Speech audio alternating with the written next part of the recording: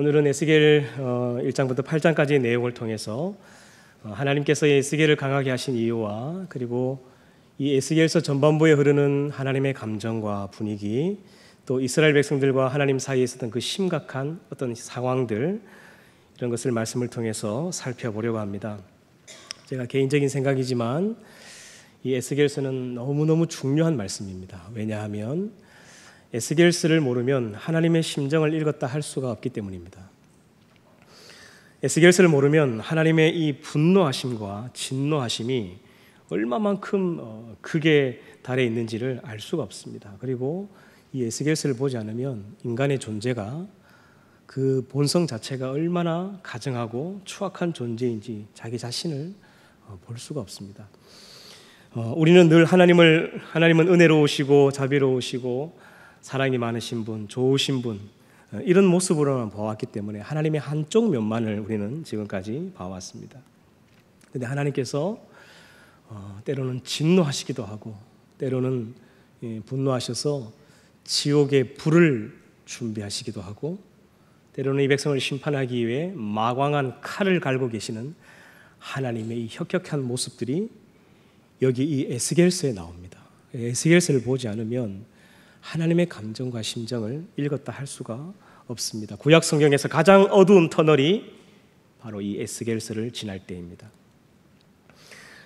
구약 성경이 전반부가 있고 후반부가 있는데 바벨론 포로를 기점이죠. 그래서 이 에스겔서 말씀이 구약 성경의 전반부와 후반부를 가르는 기점이 됩니다. 이 시기는 굉장히 혼란스러운 시기였습니다. 이 세계사적으로도 보면 이 시기에 공자와 석가모니 같은 이런 인물들이 태어나죠. 그만큼 정세가 어둡고 혼란했기 때문입니다. 구약의 전반과 후반을 나누는 기로에 있는 말씀이기도 하고 또 이스라엘 백성이 바벨론 포로로 끌려갈 때에 그 하나님의 감정이 어떠했는지를 우리에게 여실히 보여주는 이 에스겔서 말씀이 너무너무 중요합니다. 그래서 오늘 특별히 어린이 주일을 맞아서 또 가정의 달을 맞아서 좀 복된 이야기를 해야 되는데 무거운 주제를 가지고 와서 여러분 죄송합니다. 오늘 읽은 8장 이 본문 말씀을 이해하기 위해서는 우리 1장부터 7장까지 내용을 간략하게 이해하고 넘어가면 훨씬 더 많은 것들이 보이는데요. 이 에스겔서 1장부터 3장에는 에스겔이 소명을 받는 장면이 나옵니다. 근데 에스겔이 받은 소명은 지금까지 예언자들이 받았던 소명과는 좀 다른 특별한 소명이었죠. 예레미야나 이사야 같은 일반적인 소명이 아니라 굉장히 장엄하고 굉장히 신비롭고 엄청난 이런 환상들을 그는 보게 됩니다. 그리고 하나님의 그 분노와 진노의 두려움 때문에 에스겔이 두려워하죠. 그런 사명받는 장면을 볼 수 있습니다. 특별히 이 에스겔은 바벨론으로 포로 잡혀갈 때에 2차의 포로 잡혀갔던 인물입니다. 바벨론으로 포로 잡혀갈 때도 1차, 2차, 3차 이렇게 해서 포로 잡혀가고 또 돌아올 때도 1차, 2차, 3차에 걸쳐서 이렇게 돌아오는데 이 에스겔은 2차의 포로 잡혀갔던 인물이죠. BC 597년에 그의 나이 25세 포로 잡혀가게 됩니다. 1차에 잡혀갔던 사람은 다니엘, 사드락, 메삭, 아벳느고 같은 이런 분들이고 2차는 이 에스겔 그리고 여호야긴 왕이죠. 왕이 된 지 3개월 만에 붙잡혀가서 포로되어서 37년 동안 그곳에서 종살이 하다가 37년 만에 풀려납니다. 그리고 3차에 포로 잡혀갔던 사람들이 시드기야 왕이죠. 유다의 마지막 왕. 왕은 왕으로서의 대우를 해주는데 대우도 해주지 않습니다. 그냥 잡혀가서 눈알이 뽑혀버립니다. 참혹한 일을 당하게 되죠. 우리 1장 1절에서 3절 한번 잠깐 앞으로 넘겨봐 주시겠습니까? 에스겔서 1장 1절에서 3절입니다. 여기에 에스겔이 소명받는 시기가 나옵니다. 제가 읽겠습니다. 30째 해 넷째 달 초닷새에 내가 그발 강가 사로잡힌 자 중에 있을 때에 하늘이 열리며 하나님의 모습이 내게 보이니 이 30째 해라고 하죠. 나이가 30살 때입니다. 22절에 여호야긴 왕이 사로잡힌 지 5년 그 달 초닷새라. 그러니까 597년에 포로 잡혀가서 잡혀온 지 5년째 되는 해 여호야긴 왕하고 같이 왔으니까 그때 30살이 될 때 그발 강가에서 하나님이 그를 부르시죠. 3절입니다. 갈대아 땅 그발 강가에서 여호와의 말씀이 부시 아들 제사장 나 에스겔에게 특별히 임하고 여호와의 권능이 내 위에 있으니라. 에스겔은 특별히 제사장 가문의 아들이었습니다. 그렇게 해서 이제 하나님께서 30세에 그를 불러서 그발 강가에서 소명을 주시는데 그 첫 번째 임무가 뭐냐면 4장에 너는 좀 특별한 설교를 하라라고 합니다. 실물 설교를 하라고 합니다. 퍼포먼스를 하라고 합니다. 사람의 똥을 불태워서 그게 빵을 구워 먹으라고 하죠. 사람 똥을 그걸 390일 동안 하라고 합니다. 에스겔이 하다가 하나님 도저히 내가 이 부정한 것은 먹을 수가 없습니다. 냄새가 이걸 할 수가 없다고 하니까 그래? 그러면 소똥으로 대신한다. 그래가지고 하나님께서 소똥을 대신해서 그 빵을 구워 먹게 합니다. 그리고 이스라엘 백성들에게 설교하게 하죠. 왜 그렇게 했을까요? 앞으로 너희들이 이제 전쟁이 나서 전부 다 포로로 잡혀갈 텐데 그 광야를 지날 때 밤마다 그 얼마나 춥겠습니까? 그 포로한테 뭐 이불을 주겠습니까? 담요를 주겠습니까? 그리고 뭐 한 달씩 두 달씩 가는 거리가 아닙니다. 그건 한 1년씩 가는 거리예요. 최소한 건장한 사람이 4개월 동안 걸어야 갈 수 있는 거리. 그러니까 계속 쉬었다 갔다가 장막을 폈다가 쉬었다 갔다가 한 390일 가는 거예요. 가는 동안 밤마다 추우니까 이 포로들이 자기가 싼 똥을 말려가지고 그걸 이게 불을 씁니다. 불. 이렇게 쬐는 거예요. 사막에서는 이제 나무가 없으니까 낙타똥이나 소똥을 이렇게 불쏘시개로 썼죠. 그리고 배가 고프니까 거기 자기 똥에다가 인분불에다가 빵을 구워 먹는 거예요. 이런 비참한 일을 너희가 당할 것이다. 이것을 설교하라고 하는 것이죠. 그리고 이제 5장으로 넘어가게 되면 또 한 가지 설교를 하라고 합니다. 에스겔을 보고 몸에 있는 털을 전부 다 뽑으라고 하죠. 머리털 뽑고 수염 다 뽑아서 이 털을 3분의 1, 3분의 1, 3분의 1 세 등분으로 나눠서 세 가지 멸망을 선포하라고 합니다. 첫 번째, 큰 칼을 가지고 와서 이 3분의 1 머리카락을 탕탕 칩니다. 이렇게 너희 백성들이 전쟁이 나면 3분의 1은 이렇게 칼에 죽을 것이다. 그리고 3분의 1은 털은 불로 태워버립니다. 이렇게 3분의 1은 불에 타 죽을 것이다. 그리고 3분의 1은 하늘로 후이 이렇게 날립니다. 3분의 1은 온 열방으로 흩어지게 될 것인데 너희가 흩어질 때 너 뒤를 따라서 칼이 너희를 따라 죽일 것이다. 무시무시한 선포를 합니다. 하나님이 자기 딸, 자기 백성을 이렇게 심판하겠다는 거예요. 하나님의 감정과 분노가 극에 달해 있는 상황이고 구약 성경 전체에서 제가 볼 때 가장 어두운 터널을 지나가고 있는 시점입니다. 하나님이 왜 이렇게 화가 나셨을까요? 왜 이토록 분노하시는 걸까요?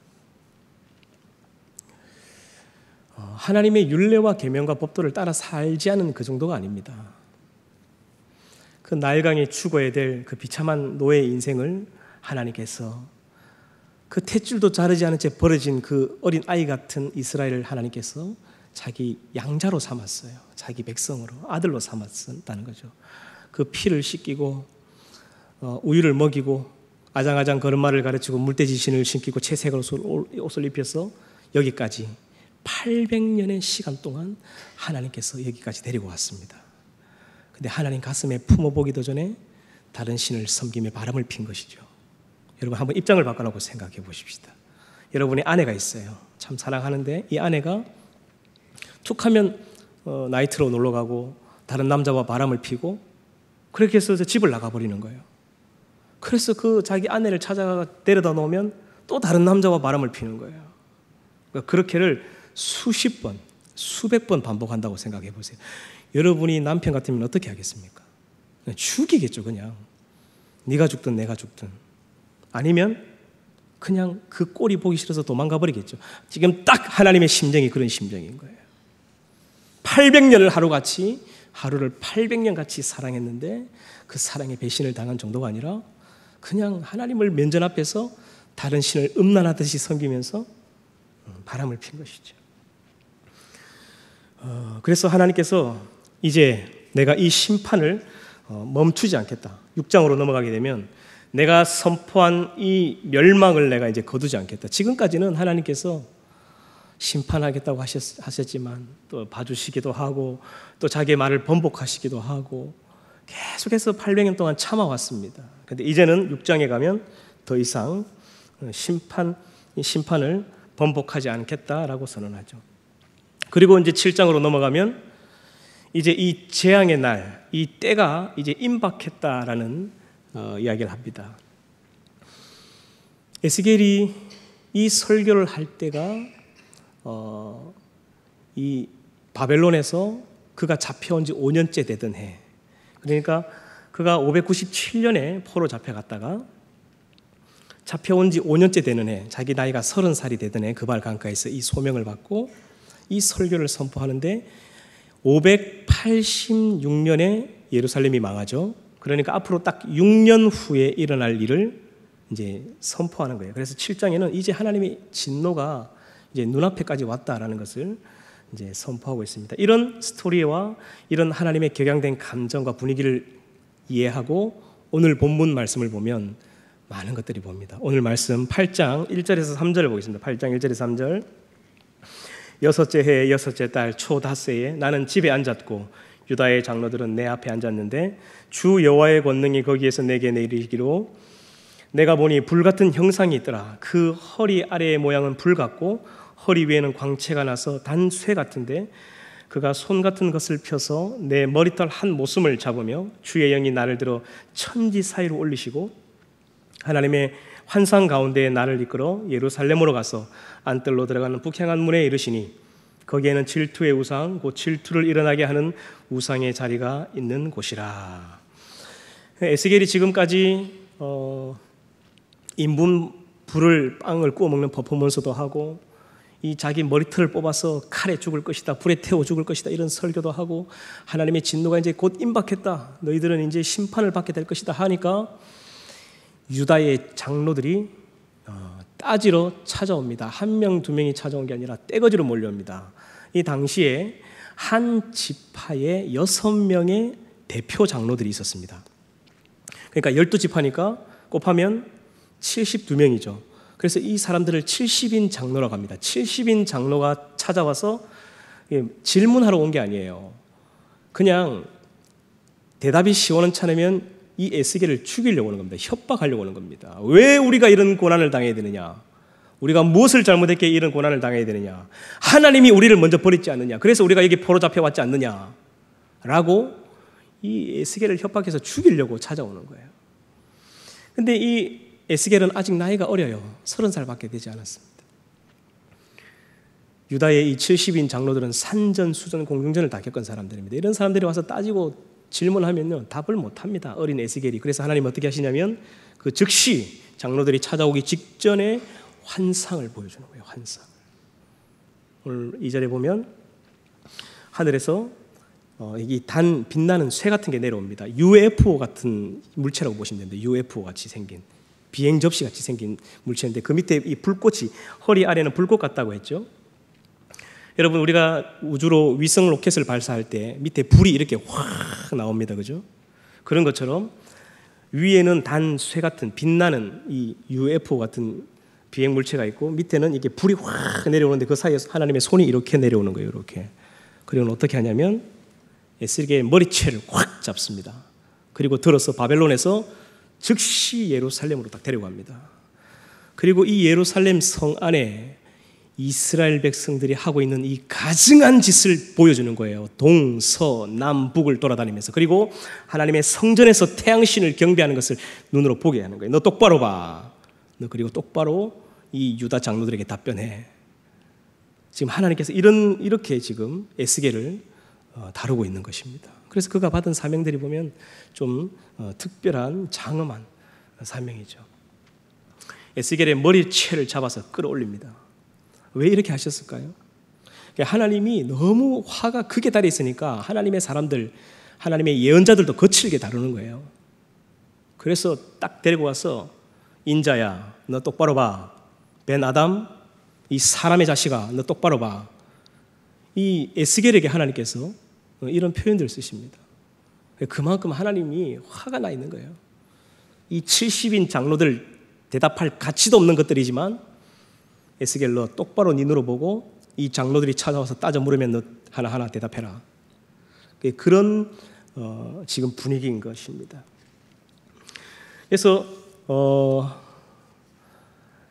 지금 이런 젊은 에스겔이 상대해야 되는 이 유다의 장로들은 정말 패역한 사람들이죠. 유다 백성들은 아무리 설교해도 듣지 않습니다. 아니 이미 이전에도 이런 설교를 했지만 안 들었고, 유다의 장로들이 찾아와서 이 에스겔이 답변해도 제대로 들을까요, 듣지 않을까요? 안 듣습니다. 예나 지금이나 마찬가지죠. 설교를 해도 잘 듣고 있는 것 같지만 안 듣습니다. 이제 안 듣는 시대가 온 것 같아요. 예전에는 말씀을 들으면 굉장히 집중을 하고 그 말씀의 은혜를 받으려고 우리가 아주 간절했던 시절이 있었습니다. 그런데 어느 순간부터인가 이 설교할 때 하나님의 말씀이 귀에 들어오지 않는 시대가 이미 돼버린 것 같아요. 이스라엘 백성들의 상황이 딱 그런 상황이에요. 아무리 설교해도 듣지 않는 그런 시대가 이미 돼버린 것입니다. 자, 그리고 8장 5절과 6절에 보면 에스겔의 이름을 인자라고 부르죠. 인자. 한국 사람은 인자라는 말을 들으면 인애롭고 자애롭고 이런 뜻이라서 에스겔아 이렇게 부르는 것 같죠. 완전히 반대입니다.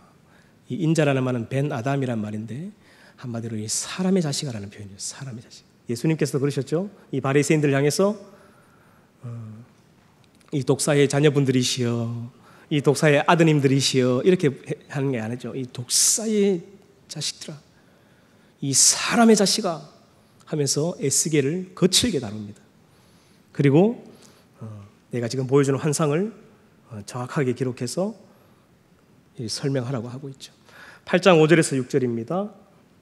제가 읽겠습니다. 그가 내게 이르시되 사람의 자식아 이제 너는 눈을 들어 북쪽을 바라보라 하시기로 내가 눈을 들어 북쪽을 바라보니 제단문 어기 북쪽에 그 질투의 우상이 있더라.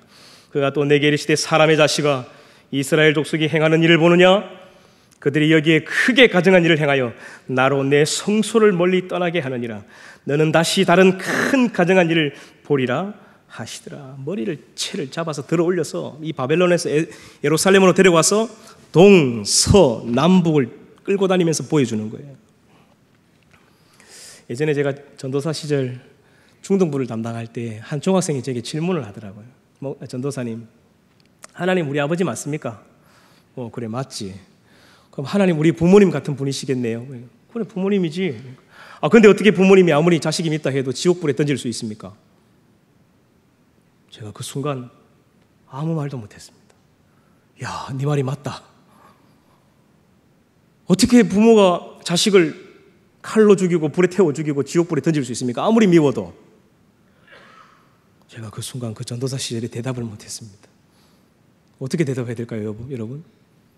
하나님께서 이 에스겔서를 통해서 제게 대답을 해주시더라고요.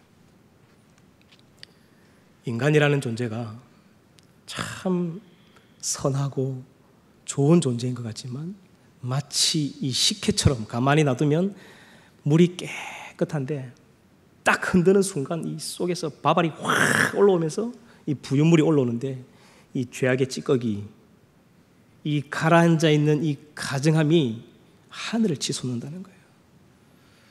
그래서 이 에스겔서를 보면서 이 나라는 존재가, 인간이라는 존재가 이렇게까지 추악한 존재구나. 저는 아무리 생각해도 내가 아무리 죄를 많이 지어도 내 죄 때문에 예수님이 십자가에 돌아가셨다는 게 이해가 안 됐습니다. 내가 이 살아봐야 몇 년 살았다고 내가 그렇게 다른 사람한테 피해 준 것도 없는데 왜 나보고 죄인이라 하는지, 왜 네 죄 때문에 예수님이 십자가에 죽었다는지, 아니 내가 얼마나 큰 죄를 지었길래 예수님이 십자가에 대신 죽어야 할 만큼 내가 죄를 지었는지 이게 통 이해가 안 됐습니다.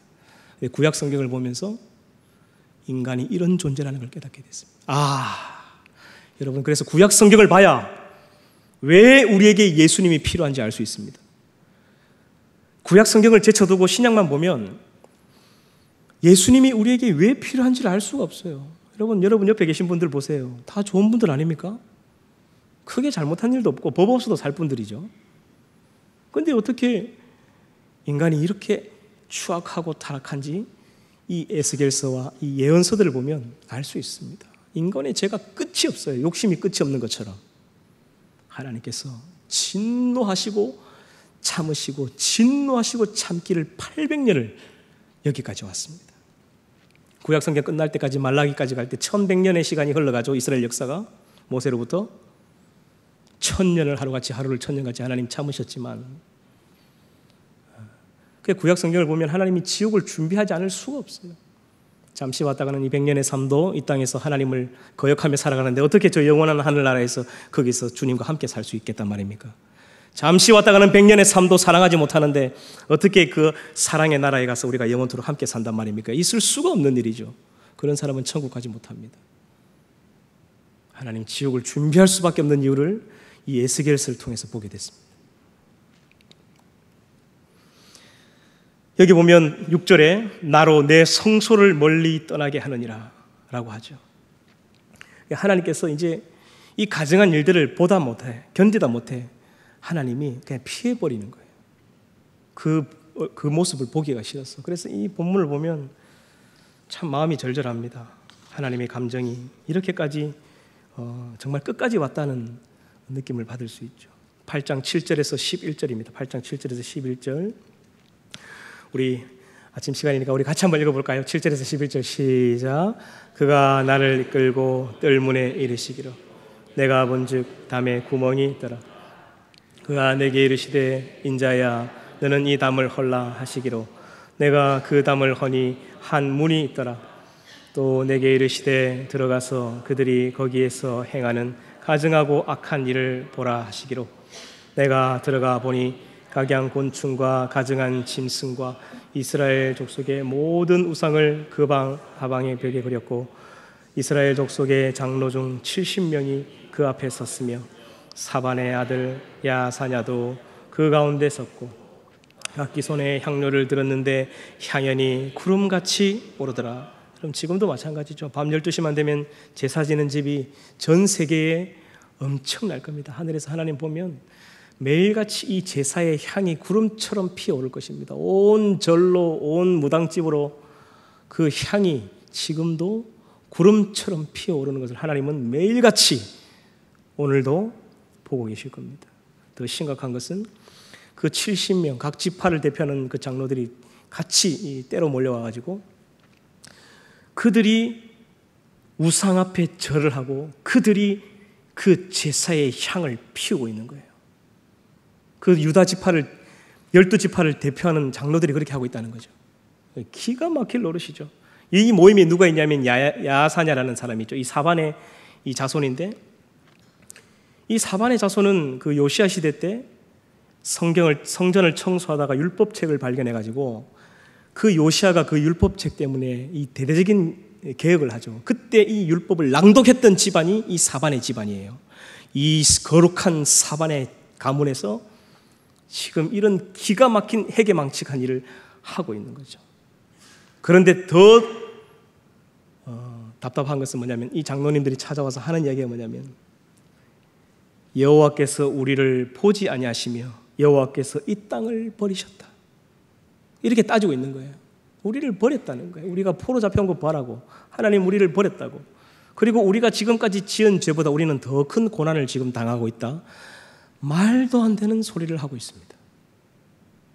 사실 여기에 대답할 가치가 없음에도 불구하고 하나님께서 이 에스겔의 입을 통해 하나하나 답변을 하고 계시는 것이죠. 참 하나님도 기가 막힐 노릇입니다. 제가 볼 때 하나님이 속이 없는 분인 것 같아요. 속이. 어디 속을 저기 멀리 출장 보내놓고 사시는 분 같아요. 8장 12절입니다.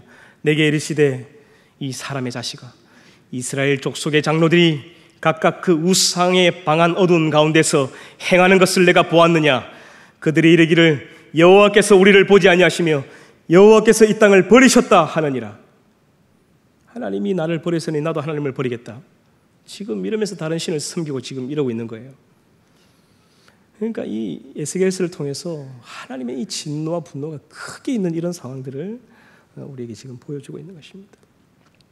8장 13절에서 16절입니다. 우리 다시 한 번만 읽어주시겠습니까? 죄송합니다. 시작. 또 내게 이르시되